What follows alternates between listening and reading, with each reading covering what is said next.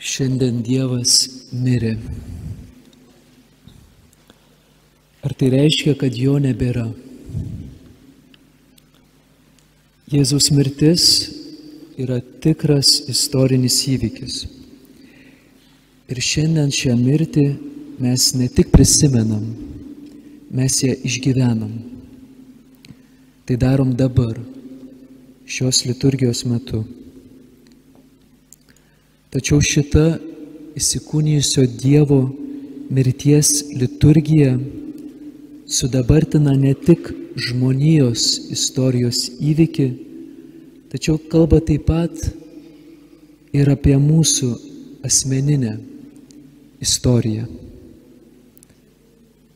Brangus broli, brangi sesė,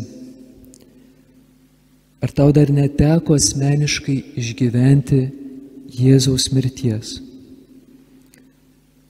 Ar dar neteko nebejausti Jėzaus ten, kur jį dar atmeni buvus ko neapčiuopiama maldoje, bažnyčioje? Ar dar neteko nusivilti brangiu žmogumi, kuriuo be galo žavėjaisi? Ar dar neteko nutraukti santykių, į kuriuos buvo dėta daug vilčių? Ar dar neteko sulaukti žinios, kad tavo artimasis mirė? Ar dar neteko palaidyti iliuzijų, kad turiu tobulą mamą, tobulą tėtį?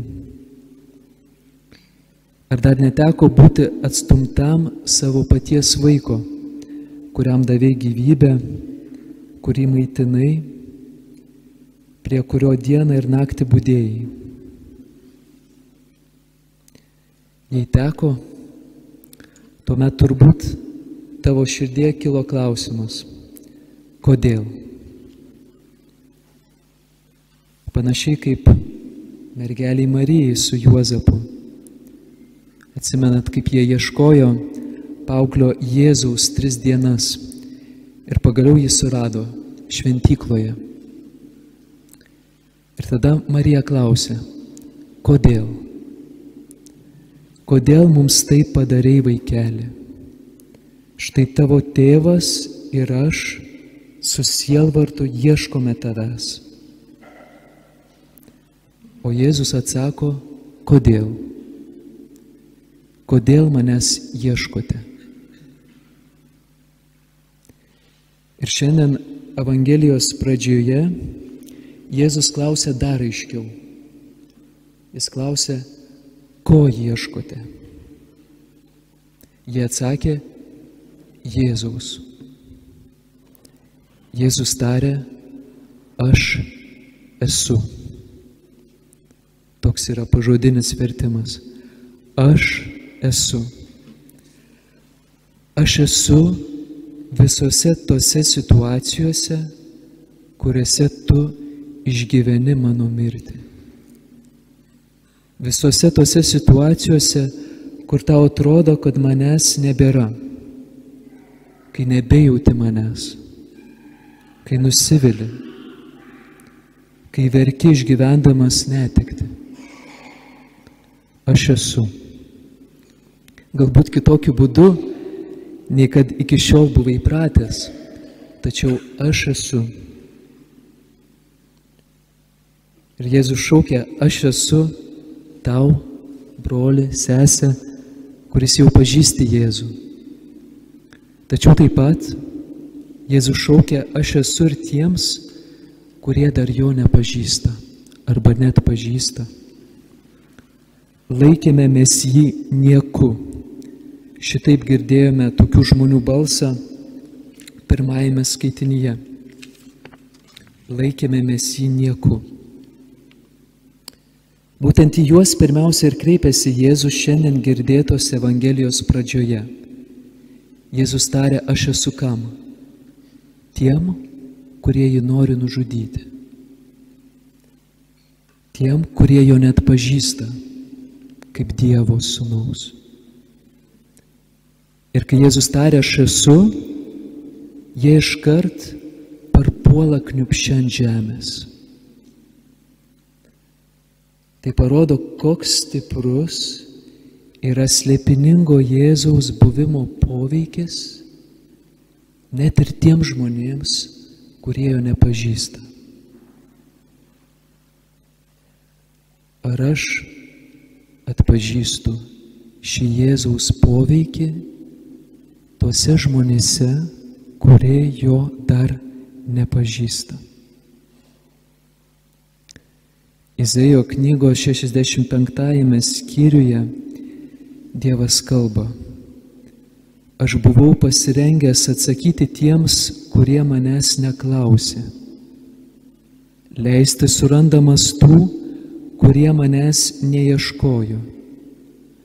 Tautai, kuri nesišaukė manojo vardo, tolydžio kartojau: aš čia, aš čia.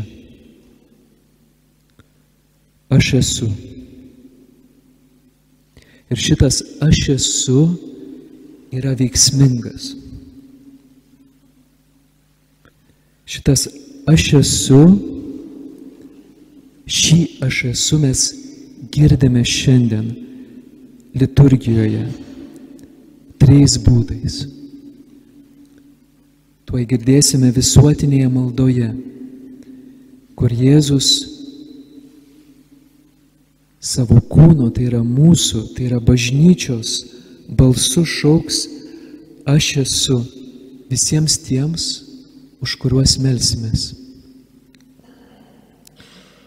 Taip pat Jėzus tars: aš esu kryžiaus garbinimo apeigoje.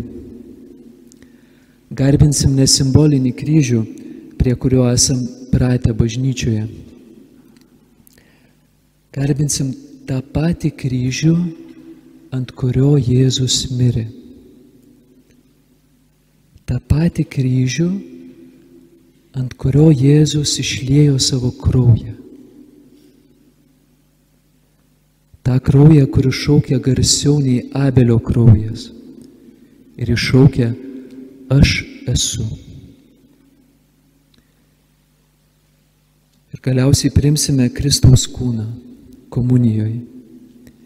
Kaip Juozapas iš Arimatėjos priėmė Jėzaus kūną šiandien Evangelijos pabaigoje.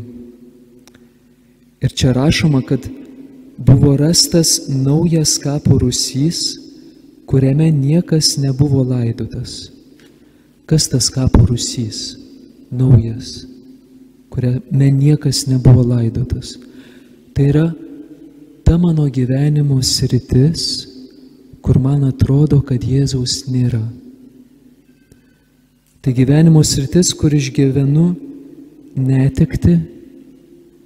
Ir būtent ten, kur kyla šis klausimas, kodėl. Šiandien nereikia slopinti šio klausimo. Nes būtent čia, komunijoje esantis Jėzus nori būti paguldytas. Čia Jėzus nori man duoti atsakymą. tą atsakymą, kurį tik jis vienas gali duoti. Jis jį duos, kai prisikels. Tiksliai nežinau kada, todėl laukiu.